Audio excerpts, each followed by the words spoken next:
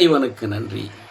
பிரபல திரைப்பட பாடலாசிரியர், காவிய கவிஞர் வாலி சூப்பர் ஸ்டார் ரஜினிகாந்த் அவர்களை பற்றி ஒரு கவிதை எழுதியிருந்தார்.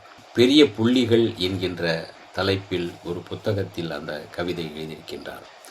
சூப்பர் ஸ்டார் ரஜினிகாந்த் பற்றி அவர் எழுதிய அந்த கவிதையை இங்கு உங்களுக்காக, சூப்பர் ஸ்டாரின் ரசிகர்களுக்காக வாசித்து காட்டுகிறேன். இன்றைய இளைஞர்கள் பபுள் காமை காட்டிலும் இவன் பெயரையே அதிகமாக சுவைக்கின்றார்கள். இவன் சினிமாவிற்கு வந்தது கம்பெனி நாடகத்தில் இருந்து அல்ல, கர்நாடகத்தில் இருந்து. தமிழ்நாட்டில் பாய்வதற்காக தலை காவேரி போல இங்கே வந்த கலை காவேரி. இவனால் விநியோகஸ்தர்களுக்கு நல்ல விளைச்சல், நல்ல வசூல் என்றார். இவன் விரைவாக மார்க்கெட்டை பிடிப்பதற்காக வித்தியாசமாக சிகரெட்டை பிடித்தான். கொஞ்சம் கொஞ்சமாக சூடு பிடித்து சூப்பர் ஸ்டார் ஆனான்.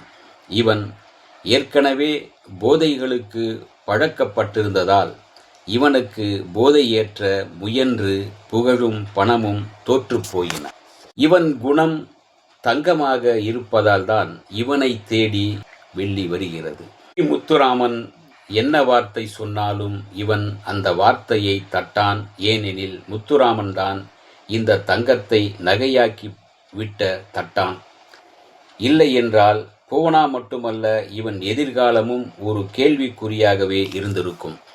எத்தனையோ நடிகர்கள் கிடைத்ததை வைத்துக்கொண்டு கிருஷ்ணா ராமா என்று இருக்கும் பொழுது இவன் மட்டும் ஹரே கிருஷ்ணா என்று ஆன்மீகத்தை தேடி அலைகின்றான். இவனுடைய வணக்கத்திற்குரிய பெரியவர்கள் இருக்கும் இடம் இரண்டே இரண்டு. ஒன்று கவிதாலயம், மற்றொன்று மந்திராலயம். தான் சூப்பர் ஸ்டார் ரஜினிகாந்தை பற்றி வாலி எழுதிய கவிதை. இந்த வீடியோ உங்களுக்கு பிடிச்சிருந்தா லைக் பண்ணுங்க, ஷேர் பண்ணுங்க, கமெண்ட் பண்ணுங்க, சப்ஸ்கிரைப் பண்ணுங்க, மறக்காம பெல் ஐக்கானை கிளிக் பண்ணுங்க.